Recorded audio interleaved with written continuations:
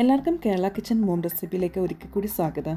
അപ്പോൾ ഇന്ന് നമുക്ക് തേങ്ങാപ്പാൽ ഒന്നും ചേർക്കാതെ നമ്മുടെ റെസ്റ്റോറൻറ്റിലൊക്കെ കിട്ടുന്ന പോലെ നല്ല ടേസ്റ്റി ആയിട്ടുള്ള ഗ്രീൻ പീസ് കറി എങ്ങനെ വീട്ടിൽ തയ്യാറാക്കാം എന്നുള്ളതാണ് ഇന്നത്തെ വീഡിയോ ഞാൻ കാണിക്കാൻ പോകുന്നത്. അപ്പോൾ നമുക്ക് അതെങ്ങനെ തയ്യാറാക്കാമെന്ന് നോക്കാം. അപ്പോൾ ഞാനിവിടെ വൈകിട്ടത്തേക്ക് ഉണ്ടാക്കാൻ വേണ്ടി രാവിലെ നമുക്ക് ഗ്രീൻ പീസ് വെള്ളത്തിലിട്ട് കുതിർക്കാം. അതല്ല രാവിലെ ഉണ്ടാക്കാൻ വേണ്ടിയാണെങ്കിൽ വൈകുന്നേരം ആകുമ്പോൾ നമുക്ക് ഗ്രീൻ പീസ് നന്നായിട്ട് വെള്ളത്തിലിട്ട് കുതിർക്കാം. ഒരു 4-5 മണിക്കൂറിൻ്റെ ആവശ്യമേ ഉള്ളൂ. ഇതേപോലെ നമ്മുടെ നഖം വെച്ചിങ്ങനെ മുറിക്കുന്ന സമയത്ത് ഇതേപോലെ രണ്ടായിട്ട് വേർപിട്ട് കിട്ടണം. അതാണ് ഗ്രീൻ പീസ് കുതിർന്നു എന്നുള്ള അർത്ഥം. അപ്പോൾ ഞാൻ അങ്ങനത്തെ ഗ്രീൻ പീസ് നന്നായിട്ട് കുതിർത്ത് കഴുകി എടുത്തു വെച്ചേക്കുന്നതാണിത്. അപ്പോൾ ഇനി നമുക്ക് ഇതിനകത്തേക്ക് ചേർക്കാൻ വേണ്ടി ഞാൻ കുറച്ച് ക്യാരറ്റ്, കുറച്ച് ഉരുളക്കിഴങ്ങ്, അതുപോലെ തന്നെ ഒരു ചെറിയ സവാള, ഇത്രയും ഞാൻ മുറിച്ചെടുത്തിട്ടുണ്ട്. അപ്പം ഈ വെജിറ്റബിൾസൊക്കെ നിങ്ങളുടെ ഇഷ്ടത്തിനനുസരിച്ച് അതിൻ്റെ അളവ് കൂട്ടുകയും കുറയ്ക്കുകയൊക്കെ ചെയ്യാം കേട്ടോ. അപ്പോൾ അത് ഞാൻ ഇപ്പോൾ ഉണ്ടാക്കുന്നത് നമ്മൾ കുക്കറിനകത്താണ് ഉണ്ടാക്കുന്നത്. അപ്പോൾ കുക്കറിനകത്തോട്ട് തന്നെ ആദ്യം തന്നെ ഞാൻ ഗ്രീൻ പീസ് കഴുകിയിട്ട് കൊടുത്തിട്ടുണ്ടായിരുന്നു. അതിനുശേഷം വെജിറ്റബിൾസ് എല്ലാം ഞാൻ അങ്ങോട്ട് ചേർത്ത് കൊടുക്കുകയാണ്. മെയിനായിട്ടും ക്യാരറ്റും അതുപോലെ തന്നെ ഉരുളക്കിഴങ്ങും സവാളയാണ് നമ്മൾ സാധാരണ എപ്പോഴും ഗ്രീൻ പീസ് കറി ഉണ്ടാക്കാൻ വേണ്ടി ചേർക്കുന്നത്. ഇതൊക്കെ നിങ്ങളുടെ അളവ്, അതിൻ്റെ വെജിറ്റബിൾസിൻ്റെ അളവ് നിങ്ങൾക്ക് ഇഷ്ടമുള്ള പോലെ തന്നെ കൂട്ടുകയും കുറയ്ക്കുകയും ചെയ്യാം. ഇനി നമുക്ക് ആവശ്യത്തിനുള്ള ഉപ്പൂടെ ചേർത്തതിന് ശേഷം ഞാനിപ്പോൾ ഒരു ടീസ്പൂൺ, മാക്സിമം 1 ടീസ്പൂൺ ഇടുന്നുള്ളേ. ആദ്യം ഞാൻ 1/2 ടീസ്പൂണും പിന്നെ 1/2 ടീസ്പൂൺ ഇട്ട് കൊടുത്ത് അപ്പോൾ ഉപ്പ് ആവശ്യത്തിനുള്ള ചേർത്തതിന് ശേഷം നമുക്ക് വെള്ളം ഇതിനകത്തേക്ക് ഒഴിച്ചിടും. വെള്ളം ഒഴിച്ചു കൊടുക്കുകയെന്ന് വെച്ചാൽ ഇതിങ്ങനെ മുങ്ങിക്കിടക്കുന്നത് ഇതേപോലെ, അതായത് ആ ലെവലുണ്ടല്ലോ, കൂടുതൽ ആവല് കുറയും ആകരുത്. ഇതാണ് നമ്മുടെ വെള്ളത്തിൻ്റെ കണക്കെന്ന് പറയുന്നത്. ഇത് നമുക്കൊരു തവി വെച്ച് ജസ്റ്റ് ഒന്ന് ഇളക്കാം. കാരണം ഉപ്പ് മുകളിലല്ലേ ഇട്ടിരുന്നത്, അതുകൊണ്ട് തന്നെ ഉപ്പ് കിട്ടാൻ വേണ്ടി ജസ്റ്റ് ഒന്ന് ഇളക്കി കൊടുക്കാം. അപ്പോൾ ഈ സമയത്ത് നമ്മൾ മഞ്ഞൾപ്പൊടി ഒന്നും ഇതിനകത്തേക്ക് ചേർക്കുന്നില്ല.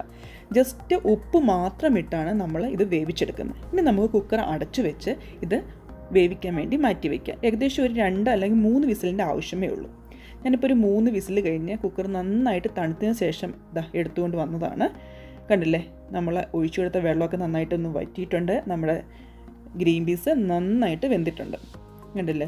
ഇനി നിങ്ങൾക്ക് നല്ല കുഴഞ്ഞ ഗ്രീൻ പീസാണ് വേണമെന്നുണ്ടെങ്കിൽ നിങ്ങൾക്കൊരു തവിയിട്ട് നന്നായിട്ട് ഇളക്കുമ്പോൾ തന്നെ നന്നായിട്ട് കുഴഞ്ഞ് കിട്ടും.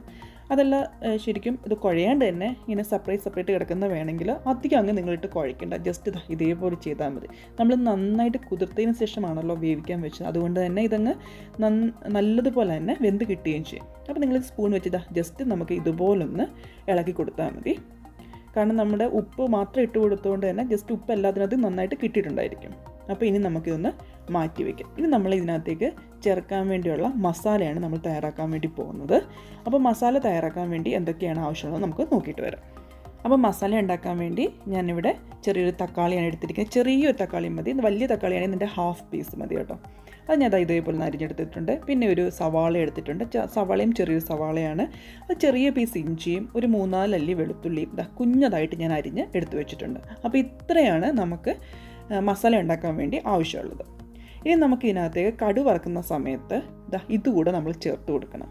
അതായത് ഒരു ചെറിയ പീസ് കറുകാപ്പട്ട, അതുപോലെ തന്നെ ഒരു ചെറിയ അല്ലി 1-2 നമ്മുടെ ഏലക്ക, അതുപോലെ തന്നെ ഗ്രാമ്പു ഒരു 2-3 ഗ്രാമ്പു, ഇത്രയും കൂടെ ഇട്ട് നമ്മളൊന്ന് കടു വറക്കുന്ന സമയത്ത് ഇതുകൂടെ ഒന്നിട്ടൊന്ന് മൂപ്പിച്ചെടുക്കുന്നുണ്ട്. അതുപോലെ തന്നെ ഇതിനകത്തേക്ക് കുറച്ച് പെരിഞ്ചീരകം ഞാൻ ഇതേപോലത്തെയാണ് ചേർക്കുന്നത്, പൊടിയല്ല ചേർക്കുന്നത്. പൊടിയാണ് നിങ്ങൾക്ക് ചേർക്കുന്നതെങ്കിൽ നിങ്ങൾക്ക് പൊടിയായാലും ഉപയോഗിക്കാം. ഞാൻ പൊടിയല്ല ഉപയോഗിക്കുന്നത്. പെരിഞ്ചീരകം ഇതേപോലെ ഇട്ടാണ് നമ്മളൊന്ന് കടു വറക്കുന്ന സമയത്ത് ഇതുകൂടെ ജസ്റ്റ് ഇട്ടൊന്ന് മൂപ്പിക്കുന്നത്. അപ്പോൾ നല്ലൊരു ഫ്ലേവർ ആയിരിക്കും നമ്മുടെ കറിക്ക് കിട്ടുന്നത്. അപ്പോൾ ഇത്രയാണ് നമുക്ക് ആവശ്യമുള്ളത്. അപ്പോൾ ഇനി നമുക്ക് ഒരു പാത്രം അടുപ്പത്ത് ചൂടാക്കാം. പാത്രം ചൂടായി വരുമ്പോഴത്തേക്ക് അതിനകത്തേക്ക് നമുക്ക് വെളിച്ചെണ്ണ ചേർത്ത് കൊടുക്കാം. ഞാനിപ്പോൾ വെളിച്ചെണ്ണയിലാണ് ഉണ്ടാക്കുന്നത്. നിങ്ങൾക്കിപ്പോൾ ഏത് എണ്ണ വേണമെങ്കിലും ഒഴിക്കാം, ഏത് വെജിറ്റബിൾ ഓയിൽ വേണമെങ്കിലും ഉപയോഗിക്കാം. വെളിച്ചെണ്ണ ഉണ്ടാക്കുമ്പോൾ നല്ലൊരു ടേസ്റ്റ് ഉണ്ടായിരിക്കും. അതുകൊണ്ടാണ് ഞാൻ വെളിച്ചെണ്ണ ഉപയോഗിക്കുന്നത്. ഞങ്ങളിവിടെ സാധാരണ വെളിച്ചെണ്ണയാണ് ഇപ്പോൾ കൂടുതലും ഉപയോഗിക്കാറുള്ളത്. അപ്പോൾ വെളിച്ചെണ്ണ ഒഴിച്ചു കൊടുക്കാം. വെളിച്ചെണ്ണയ്ക്കകത്തേക്ക് നമുക്ക് വെളിച്ചെണ്ണ ചൂടായി വന്നു കഴിയുമ്പം നമുക്കതിനകത്തേക്ക് കടുക് ഇട്ട് കൊടുക്കാം. അപ്പോൾ കടുക് പൊട്ടി വരുമ്പോഴത്തേക്ക് സാധാരണ നമ്മൾ കടുക് വറുക്കുന്ന പോലെ തന്നെ കടുക് പൊട്ടി വരുമ്പോഴത്തേക്ക് വറ്റൽമുളക് ഇട്ട് കൊടുക്കാം. വറ്റൽമുളക് ഞാൻ ഇതേപോലെ ചെറിയ പീസായിട്ട് ഇവിടെ കട്ട് ചെയ്തെടുത്ത് വെച്ചിരുന്നതാണ്. വറ്റൽമുളക് ഇട്ട് കൊടുക്കാം. വറ്റൽമുളകും നന്നായിട്ട് മൂത്ത് വരുമ്പോഴത്തേക്ക് നമ്മൾ ആദ്യം എടുത്ത് വെച്ചിരുന്ന നമ്മുടെ സ്പൈസസ് ഉണ്ടല്ലോ, ഏലക്ക, ഗ്രാമ്പു, കറുകാപ്പട്ട, എല്ലാം കുഞ്ഞു കുഞ്ഞു പീസാണ്. കറുകാപ്പട്ട, അതുപോലെ തന്നെ കുറച്ച് പെരുംജീരകം, ഇത്രയും കൂടെ നമ്മളങ്ങോട്ട് ഇട്ട് കൊടുത്തിട്ട് നന്നായിട്ടൊന്ന് മൂപ്പിച്ചെടുക്കും. അപ്പോൾ തന്നെ നല്ലൊരു ഫ്ലേവർ നമ്മുടെ മൂക്കിലോട്ടടിക്കും. അത്രയ്ക്ക് നല്ല ഫ്ലേവറായിട്ട് ഈ പെരുംജീരകത്തിൻ്റെയൊക്കെ മണം നന്നായിട്ട് കിട്ടുന്നുണ്ട്. അതും ആ കറിക്കോട്ട് കിട്ടുമ്പോൾ കറിക്ക് നല്ല ടേസ്റ്റ് ആയിരിക്കും. അപ്പോൾ അത്രയും കൂടി ഇട്ട് കൊടുത്ത് നമുക്കൊന്ന് മൂപ്പിച്ചെടുക്കാം. ഇനി നിങ്ങളുടെ കയ്യിൽ കറിവേപ്പില ഉണ്ടെങ്കിൽ നമ്മൾ കറിവേപ്പില കൂടി എടുത്ത് വെക്കണം കേട്ടോ. ഇനി നമുക്ക് ആദ്യം തന്നെ ഈ വെളുത്തുള്ളിയും അതുപോലെ തന്നെ ഇഞ്ചിയും ചെറുതായിട്ട് അരിഞ്ഞ വെളുത്തുള്ളിയും ഇഞ്ചി കൂടെ നമുക്ക് ഇട്ട് കൊടുക്കാം. അതുകൂടി ഇട്ട് കൊടുത്ത് നമുക്ക് അതിൻ്റെ പച്ചമണം മാറുന്നിടം വരെ നന്നായിട്ടൊന്ന് ഇളക്കി നമുക്കൊന്ന് മൂപ്പിച്ചെടുക്കാം. ഇപ്പം നമ്മുടെ ഇഞ്ചിയും വെളുത്തുള്ളിയും നന്നായിട്ട് മൂത്തിട്ടുണ്ട്. ഇനി നമുക്ക് ഇതിനകത്തേക്ക് നമ്മൾ നേരത്തെ അരിഞ്ഞു വെച്ചിരുന്ന സവാള നമുക്ക് കുറച്ച് മതി കേട്ടോ, ഒരു ചെറിയ സവാള എടുത്താൽ മതി. അത് നമുക്ക് ഇട്ട് കൊടുക്കാം. അത് ഞാനിതുപോലെ നീളത്തിൽ അരിഞ്ഞെടുത്തതാണ്. കാരണം പെട്ടെന്ന് ഇങ്ങനെ നീളത്തിൽ അരിഞ്ഞാൽ മാത്രമേ പെട്ടെന്ന് അതൊന്ന് വയന്ന് കിട്ടത്തുള്ളൂ. അതുകൊണ്ടാണ് നമ്മൾ കട്ടി കുറച്ച് നീളത്തിൽ അരിഞ്ഞെടുത്തിരിക്കുന്നത്. ഇനി നമുക്ക് അതിനകത്ത് അത് നന്നായിട്ടൊന്ന് മൂപ്പിച്ചെടുക്കാം. ജസ്റ്റ് ഒന്ന് ബ്രൗൺ നിറമാവുന്നിടം, വലിയ ബ്രൗൺ നിറമാവേണ്ട, ജസ്റ്റ് ഒന്ന് നന്നായിട്ട് വയന്ന് കിട്ടുന്ന അതുപോലെ നമുക്ക് നന്നായിട്ടൊന്ന് ഇളക്കി കൊടുക്കാം. ആവശ്യമെങ്കിൽ വെളിച്ചെണ്ണ വേണം എന്നുണ്ടെങ്കിൽ കുറച്ചുകൂടെ ചേർത്ത് കൊടുക്കും കേട്ടോ. നമ്മളിപ്പം കടുക് വറുക്കാൻ എടുത്ത വെളിച്ചെണ്ണ മാത്രമേ ഉള്ളൂ ഇതിനകത്തിട്ട് ഒഴിച്ചു കൊടുത്തിരിക്കുന്നത്. അതിൽ വെച്ചാണ് ഞാനിപ്പം ഇത് നന്നായിട്ട് വഴറ്റിയെടുക്കുന്നത്. അപ്പം സവാള ജസ്റ്റ് ഒന്ന് വയന്ന് വരുമ്പോഴത്തേക്ക് നമ്മൾ എടുത്തു വെച്ചിരുന്ന നമ്മുടെ സവാള ഉണ്ടല്ലോ, സവാളയല്ല നമ്മുടെ തക്കാളിപ്പഴം നമുക്ക് അതിനകത്തേക്ക് ഇട്ട് കൊടുക്കാം. തക്കാളിപ്പഴം നന്നായിട്ടൊന്ന് ഇളക്കിയിട്ട് തക്കാളിപ്പഴം നന്നായിട്ടൊന്ന് സോഫ്റ്റ് ആവണം കേട്ടോ. അതാണ് നമ്മുടെ പരുവെന്ന് പറയുന്നത്. അപ്പോൾ നിങ്ങളുടെ കയ്യിൽ കറിവേപ്പില ഉണ്ടെങ്കിൽ നമുക്ക് കറിവേപ്പില കൂടെ ഇട്ട് കൊടുക്കാം. കറിവേപ്പിലൊക്കെ ഇട്ട് കൊടുക്കുമ്പോൾ നല്ലൊരു ഫ്ലേവർ ആയിരിക്കും, നല്ല മണമാണ്. അപ്പോൾ അതുകൂടി ഇട്ട് കൊടുത്ത് നമുക്ക് നന്നായിട്ടൊന്ന് ഇളക്കി ഒന്ന് യോജിപ്പിച്ചെടുക്കാം. അതിനുശേഷം നമുക്ക് പൊടികൾ ഓരോന്നായിട്ട് ചേർത്ത് കൊടുക്കാം. അപ്പോൾ ആദ്യം തന്നെ നമുക്ക് മഞ്ഞൾപ്പൊടി ഇട്ട് കൊടുക്കാം. മഞ്ഞൾപ്പൊടി ഒരു 1/4 ടീസ്പൂണിൻ്റെ ആവശ്യമേ ഉള്ളൂ. അധികം മഞ്ഞൾപ്പൊടി കൂടേണ്ട, കാരണം മഞ്ഞൾപ്പൊടി കൂടിക്കഴിഞ്ഞാൽ ടേസ്റ്റിനൊരു വ്യത്യാസം വരും. ഗ്രീൻ പീസ് കറി ആയതുകൊണ്ട് തന്നെ ടേസ്റ്റിന് വ്യത്യാസം വരും. ഒരു 1/4 ടീസ്പൂണിൻ്റെ ആവശ്യമേ ഉള്ളൂ മഞ്ഞൾപ്പൊടി. ഇനി നമുക്ക് ഇതിനകത്തേക്ക് ചേർത്ത് കൊടുക്കാനുള്ളത് മല്ലിപ്പൊടിയാണ്. മല്ലിപ്പൊടി 1 ടീസ്പൂണാണ് ഞാൻ ഇട്ട് കൊടുത്തിരിക്കുന്നത്. അടുത്തായിട്ട് നമ്മൾ ഗരം മസാല, നമ്മൾ സാധാരണ സ്പൈസ് എല്ലാം ഇട്ട് കൊടുത്ത് എന്നിരുന്നാലും കുറച്ച് ഗരം മസാല ഒന്ന് ചേർത്ത് കൊടുക്കണേ. ഗരം മസാല ഒരു 1/2 ടീസ്പൂൺ ഗരം മസാല. നമ്മൾ പച്ചമുളക് ഇതിനകത്തേക്ക് ചേർത്തില്ല, അതുകൊണ്ട് തന്നെ ഞാൻ കുറച്ച് മുളക് പൊടി കൂടി ഇതിനകത്തേക്ക് ഇട്ട് കൊടുക്കും. പച്ചമുളക് നിങ്ങൾ ചേർക്കുന്നെങ്കിൽ ഈ മുളക് പൊടി ഇട്ട് കൊടുക്കണ്ട. അപ്പം ഞാൻ പച്ചമുളകാണ് നിങ്ങൾ ചേർക്കുന്നതെങ്കിൽ അത് ഗ്രീൻ പീസ് വേവിക്കുന്ന കൂട്ടത്തിലോ അതല്ല നമ്മളിപ്പം ഈ തക്കാളിയൊക്കെ വഴറ്റിയില്ല അതിൻ്റെ കൂട്ടത്തിലോ ഇട്ട് പച്ചമുളക് വഴറ്റിയെടുത്താൽ മതി. അപ്പം ഞാനിപ്പോൾ പച്ചമുളക് ഉപയോഗിക്കാത്തത് കാരണമാണ് ഞാനിപ്പോൾ മുളക് പൊടി ഇട്ട് കൊടുത്തിരിക്കുന്നത്. അപ്പം ഇത്രയും കൂടെ ചേർത്ത് നമുക്ക് നന്നായിട്ടൊന്ന് ഇളക്കിയൊന്ന് അതിൻ്റെ പച്ചമുളക് ഒന്ന് മാറ്റിയെടുക്കാം. അതിനുശേഷം നമുക്ക് ഒരു അടപ്പ് വെച്ച്, ചെറിയ തീയിലായിരിക്കണേ, അടപ്പ് വെച്ചൊന്ന് അടച്ചിട്ട് ജസ്റ്റ് 1 മിനിറ്റ് ഒന്ന് ആവി കയറ്റിയെടുക്കുക. അപ്പോൾ തക്കാളി ഒക്കെ നന്നായിട്ടൊന്ന് വെന്ത് കിട്ടുകയും ചെയ്യും. ജസ്റ്റ് 1 മിനിറ്റത്തെ ആവശ്യമുള്ളൂ. അപ്പോൾ ഏകദേശം ഒരു 1 മിനിറ്റ് കഴിഞ്ഞിട്ടുണ്ട്. കണ്ടില്ലേ, നന്നായിട്ട് ആവിയൊക്കെ വന്ന് നന്നായിട്ടൊന്ന് സോഫ്റ്റ് ആയിട്ടുണ്ട്. തക്കാളിയൊക്കെ നന്നായിട്ടൊന്ന് വെന്ത് കിട്ടിയിട്ടുണ്ട്. അപ്പോൾ ഇനി നമുക്ക് ഇതിനകത്തേക്ക് നമ്മൾ നേരത്തെ തയ്യാറാക്കി വെച്ചിരുന്ന നമ്മുടെ ഗ്രീൻ പീസ് അങ്ങോട്ട് ചേർത്ത് കൊടുക്കാം. നമ്മൾ ഗ്രീൻ പീസിന് അത് തന്നെ ഉള്ള വെള്ളം, അതിനകത്ത് നമ്മൾ ഓൾറെഡി വെള്ളം ഒഴിച്ചിട്ടാണല്ലോ ഗ്രീൻ പീസ് വേവിച്ച്, ആ വെള്ളം തന്നെ മതി.